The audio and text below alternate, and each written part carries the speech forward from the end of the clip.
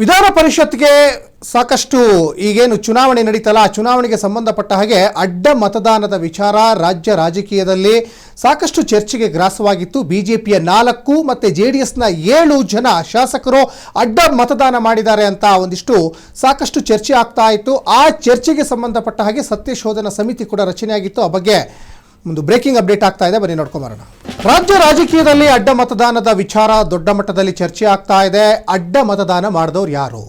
ಈ ಅಡ್ಡ ಮತದಾನ ಮಾಡಿದವ್ರನ್ನ ಕಂಡು ಹಿಡಿಲಿಕ್ಕೆ ಸತ್ಯಶೋಧನಾ ಸಮಿತಿ ರಚನೆ ಆಯಿತು. ಸತ್ಯಶೋಧನಾ ಸಮಿತಿ ಅಧ್ಯಕ್ಷರು MLC CT ರವಿ ನೇತೃತ್ವದಲ್ಲಿ ತನಿಖೆ ಈಗ ಸಿದ್ಧವಾಗಿದೆ. ಶೀಲ್ಡ್ ಕವರ್ನಲ್ಲಿ ವಿಜಯೇಂದ್ರಿಗೆ 3 ಪುಟಗಳ ವರದಿಯನ್ನು CT ರವಿ ಹಸ್ತಾಂತರ ಮಾಡಿದ್ದಾರೆ. 4 ದಿನಗಳ ಆಂತರಿಕ ತನಿಖೆಯ ಬಳಿಕ ಈಗ ವರದಿ ಸಿದ್ಧವಾಗಿದೆ. ಆ ವರದಿಯಲ್ಲಿ ಯಾರ ಹೆಸರಿದೆ ಅನ್ನೋದು ಈಗ ಸದ್ಯಕ್ಕಿರುವಂತಹ ಸಸ್ಪೆನ್ಸು. ಮೈತ್ರಿ ಪಕ್ಷಗಳಲ್ಲಿ ಒಟ್ಟು 11 ಅಡ್ಡ ಮತಗಳ ಉಲ್ಲೇಖ ಆಗಿರುವಂಥದ್ದು ಗೊತ್ತಿರುವಂಥ ವಿಚಾರ. ಬಿಜೆಪಿಯಿಂದ 1 ಅಸಿಂಧು ಮತ ಸೇರಿದಂತೆ ಒಟ್ಟು 4 ಅಡ್ಡ ಮತ ಅಂತ ಈಗ ವರದಿಯಾಗಿದೆ. ಉಳಿದ ಅಡ್ಡ ಮತಗಳು JDSನಿಂದ ಆಗಿವೆ ಎಂಬ ಮಾಹಿತಿ ಕೂಡ ಈಗ ಸಾಕಷ್ಟು ಚರ್ಚೆಗೆ ಗ್ರಾಸವಾಗ್ತಾ ಇದ್ದಾವೆ. ಹಾಗಾಗಿ ಈ ಅಡ್ಡ ಮತದಾನದ ಜಾಡನ್ನು ಹಿಡಿದು ಹೊರಟಂತಹ ಕಮಲ ಕಲಿಗಳಿಗೆ ಯಾರ ಹೆಸರು ಈಗ ಉಲ್ಲೇಖ ಆಗಿದೆ, ಯಾರ ಮೇಲೆ ಈಗ ಅನುಮಾನ ಬಂದಿದೆ?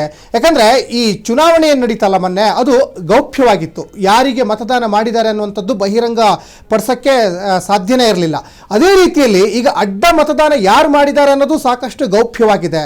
ಈಗ ವರದಿಯನ್ನು ಸಿದ್ಧಪಡಿಸಿದ್ದಾರೆ. CT ರವಿ ನೇತೃತ್ವದ ಒಂದು ಸತ್ಯಶೋಧನಾ ಸಮಿತಿಯ ಮಧ್ಯಂತರ ವರದಿ ಈಗ ರಾಜ್ಯಾಧ್ಯಕ್ಷ BY ವಿಜಯೇಂದ್ರಗೆ ಸಲ್ಲಿಕೆ ಆಗಿದೆ. ಶೀಲ್ಡ್ ಕವರ್ನಲ್ಲಿ ವಿಜಯೇಂದ್ರಗೆ 3 ಪುಟಗಳ ವರದಿ ಕೂಡ ಈಗ ಹಸ್ತಾಂತರ ಆಗಿದೆ. ವಿಜಯೇಂದ್ರ ಮೊನ್ನೆ ಕೂಡ ಹೇಳ್ತಾ ಇದ್ರು, ಯಾರು ಅಡ್ಡ ಮತದಾನ ಮಾಡಿದ್ದಾರೆ ಅದು ತಾಯಿಗೆ ದ್ರೋಹ ಮಾಡ್ದಂಗೆ. ಹಾಗಾಗಿ ಧರ್ಮಸ್ಥಳದಲ್ಲಿ ಶಾಸಕಾಂಗ ಪಕ್ಷವನ್ನು ನಾವು ಕರಿತೀವಿ, ಅಲ್ಲಿ ಆಣೆ ಪ್ರಮಾಣ ಮಾಡಬೇಕಾಗುತ್ತೆ ಅಂತಲೂ ಕೂಡ ಮಾತುಗಳು ಹೇಳ್ತಾ ಇತ್ತು.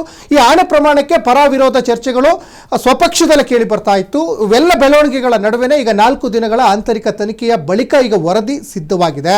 ಮೈತ್ರಿ ಪಕ್ಷಗಳಲ್ಲಿ ಒಟ್ಟು 11 ಅಡ್ಡ ಮತಗಳ ಉಲ್ಲೇಖ ಮೊನ್ನೆಯಿಂದನೂ ಸಾಕಷ್ಟು ಚರ್ಚೆ ಆಗ್ತಾ ಇದೆ. ಬಿಜೆಪಿಯಿಂದ 1 ಅಸಿಂಧು ಮತ ಸೇರಿದಂತೆ ಒಟ್ಟು 4 ಅಡ್ಡ ಮತ ಅಂತ ಈಗ ವರದಿ ಏನಾಗಿದೆಯಲ್ಲ ಅದಕ್ಕೆ ಸಂಬಂಧಪಟ್ಟ ಹಾಗೆ ಈ ಅಡ್ಡ ಮತದಾನ ಮಾಡಿದವರು ಯಾರು ಅನ್ನುವಂಥದ್ದು ಈ ಆಂತರಿಕ ವರದಿಯಲ್ಲಿ ಉಲ್ಲೇಖ ಆಗಿದೆ. ಹಾಗಾಗಿ ಈ 63 ಜನ ಶಾಸಕರು ಏನಿದಾರಲ್ಲ ಬಿಜೆಪಿಯಲ್ಲಿ, ಎಲ್ಲ ಶಾಸಕರು ಆಣೆ ಪ್ರಮಾಣ ಮಾಡಬೇಕಾಗ್ತದೆ ಅಂತ BY ವಿಜಯೇಂದ್ರ ಹೇಳ್ತಾ ಇದ್ರು. ಯಾಕಂದ್ರೆ ಒಂದು ಕಡೆ ಈಗ ವಿಜಯೇಂದ್ರ ಇನ್ ಕೇಸ್ ಏನಾದರೂ ಆ ನಿರ್ಧಾರ ತೆಗೆದುಕೊಳ್ಳಲಿಲ್ಲ ಅಂದರೆ ಹೈಕಮಾಂಡ್ ಅವ್ರ ಮೇಲೆ ಒತ್ತಡ ಹಾಕ್ತದೆ, ಅವರ ಒಂದು ಸ್ಥಾನಕ್ಕೆ ಕುತ್ತು ಬರುವಂಥ ಸಾಧ್ಯತೆ ಇರ್ತದೆ. ಜೊತೆಗೆ ರಾಜ್ಯಾಧ್ಯಕ್ಷ ಸ್ಥಾನವನ್ನು ಹೈಕಮಾಂಡ್ ಏನಾದರೂ ಕಿತ್ಕೊಳ್ಳುವಂಥ ಸಾಧ್ಯತೆ ಏನಾದರೂ ಇದೆಯಾ ನಿಟ್ಟಿನಲ್ಲಿ ಅವರು ತಮ್ಮ ಸ್ಥಾನವನ್ನು ಉಳಿಸ್ಕೊಳ್ಳಲಿಕ್ಕೆ ಈ ಆಣೆ ಪ್ರಮಾಣದ ಮಾತನ್ನು ಆಡಿದ್ರ ಅದು ಒಂದು ಕಡೆ. ಆದರೆ ಈ ಅಡ್ಡ ಮತದಾನ ಮಾಡಿದವರು ಮುಂದಿನ ಚುನಾವಣೆಯಲ್ಲಿ ಅವರು ಮತ್ತೆ ಇದೇ ರೀತಿಯಲ್ಲಿ ವರ್ತನೆಯನ್ನು ಮಾಡಲಿಕ್ಕೆ ಸಾಧ್ಯ ಇಲ್ಲ ಅಂತ ಹೇಗೆ ಹೇಳೋಕ್ಕಾಗ್ತದೆ? ಹಾಗಾಗಿನೇ ಆಣೆ ಪ್ರಮಾಣಕ್ಕೆ ಮುಂದಾಗಿದ್ದರು. ಅದೀಗ ಸ್ವಪಕ್ಷದಲ್ಲಿ ಸಾಕಷ್ಟು ಪರ ವಿರೋಧ ಚರ್ಚೆಗಳು ಕೂಡ ಆಗ್ತಾ ಇದ್ದಾವೆ. ಎಲ್ಲ ಬೆಳವಣಿಗೆಗಳ ನಡುವೆ ಈಗ ರಾಜ್ಯಪಾಲರಿಗೆ ವರದಿ ಸಲ್ಲಿಕೆ ಆಗಿದೆ. ಈ ವರದಿ ಹೈಕಮಾಂಡ್ಗೂ ಹೋಗಿ ತಲುಪುತ್ತೆ. ಯಾಕಂದರೆ BJP ರಾಷ್ಟ್ರಾಧ್ಯಕ್ಷ ನಿತಿನ್ ನಬೀನ್ ಕೂಡ ಇದ್ರ ಬಗ್ಗೆ ಸಾಕಷ್ಟು ಚರ್ಚೆಯನ್ನು ಮಾಡಿದ್ದಾರೆ. ವಿಜಯೇಂದ್ರಕ್ಕೆ ಪ್ರಶ್ನೆಯನ್ನು ಕೇಳಿದ್ದಾರೆ, ಯಾಕೆ ಈ ಥರ ಆಯಿತು? ಯಾಕಂದರೆ BJPಯ 2 ಕ್ಯಾಂಡಿಡೇಟ್ಗಳು ಗೆದ್ದು ವಿಧಾನ ಪರಿಷತ್ ಪ್ರವೇಶವನ್ನು ಮಾಡಿದ್ದಾರೆ. ಆದರೂ ಕೂಡ ಈ ಅಡ್ಡ ಮತದಾನ ಮಾಡಿದವರು ಮುಂದಿನ ಚುನಾವಣೆಯಲ್ಲಿ ಮಾಡಲ್ಲ ಅನ್ನೋದು ಏನು ಗ್ಯಾರಂಟಿ? ಹಾಗಾಗಿ ಒಂದು ಕಡೆ ಈಗ JDSಯಿಂದ 7 ಜನ ಮಾಡಿದ್ದಾರೆ, ಇನ್ನು ಅವರ ಮೈತ್ರಿ ಪಕ್ಷವಾದಂತಹ BJPಯಿಂದ 4 ಜನ ಮಾಡಿದ್ದಾರೆ, ಒಟ್ಟು 11 ಜನ ಮಾಡಿದಾರಲ್ಲ.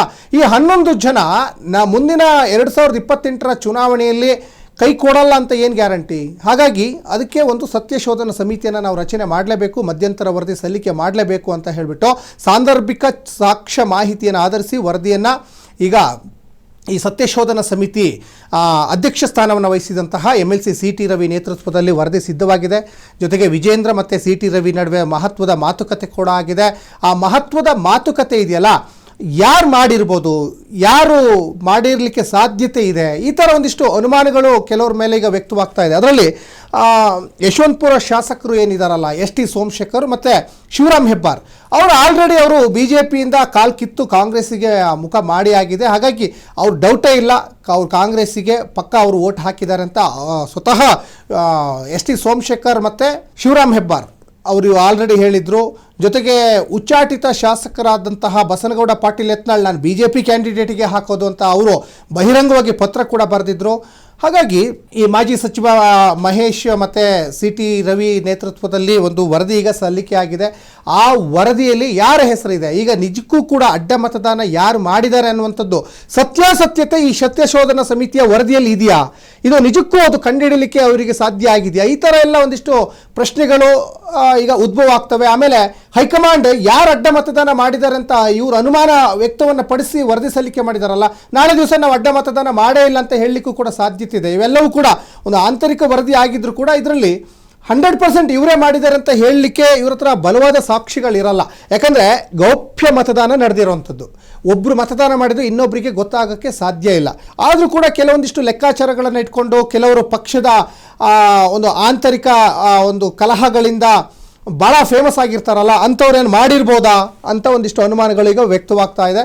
ಹಾಗಾಗಿ CT ರವಿ, ಶಾಸಕ ಮಹೇಶ್ ತೆಂಗಿನಕಾಯಿ, ಮಹೇಶ್ ನೇತೃತ್ವದ ತ್ರಿಸದಸ್ಯ ಸಮಿತಿಯು ಆಂತರಿಕ ಸತ್ಯಶೋಧನೆ ನಡೆಸಿ ಸಾಂದರ್ಭಿಕ ಸಾಕ್ಷಿ, ಶಂಕೆ, ಮೂಲಗಳಿಂದ ಸಂಗ್ರಹಿಸಿದ ಮಾಹಿತಿ ಹಾಗೂ ಅನುಮಾನ ಇದ್ದ ಶಾಸಕರಿಂದ ಪಡೆದ ಮಾಹಿತಿಯನ್ನು ಆಧರಿಸಿ ವರದಿಯನ್ನು ಸಿದ್ಧಪಡಿಸಿದ್ದಾರೆ. ಈ ಮಧ್ಯಂತರ ವರದಿಯನ್ನು BJP ಕಚೇರಿಯಲ್ಲಿ ಸಲ್ಲಿಕೆಯಾಗಿದೆ. ಅದೀಗ ಹೈಕಮಾಂಡ್ ಮಟ್ಟಕ್ಕೂ ಕೂಡ ಹೋಗ್ತದೆ. ಹೈಕಮಾಂಡ್ ಆಲ್ರೆಡಿ ಇದ್ರ ಬಗ್ಗೆ ಭಾಳ ಸೀರಿಯಸ್ಸಲ್ಲಿ ತಲೆ ಕೆಡಿಸ್ಕೊಂಡಿದೆ. BJP ರಾಷ್ಟ್ರಾಧ್ಯಕ್ಷ ನಿತಿನ್ ನಬೀನ್ ಇರ್ಬೋದು, ಗೃಹ ಸಚಿವ ಅಮಿತ್ ಶಾ ಇರ್ಬೋದು, ಪ್ರಧಾನಿ ನರೇಂದ್ರ ಮೋದಿ ಅವರು ಇರ್ಬೋದು, ಯಾಕೆ ಹಿಂಗಾಯ್ತು, ಅಡ್ಡ ಮತದಾನ ಯಾಕೆ ಮಾಡಿದ್ರು, ಅದು ಕಾರಣ ಏನು, ಒಗ್ಗಟ್ಟಿನ ಕೊರತೆ ಇದೆಯಾ, ಆಂತರಿಕ ಕಲಹನ, ಈ ಥರ ಒಂದಿಷ್ಟು ಪ್ರಶ್ನೆ ಕೇಳಿದೆ. ಅದಕ್ಕೆ ವಿಜೇಂದ್ರ ಮತ್ತು ಆರ್ ಅಶೋಕ್ ಉತ್ತರ ಕೊಡಲೇಬೇಕಾಗ್ತದೆ.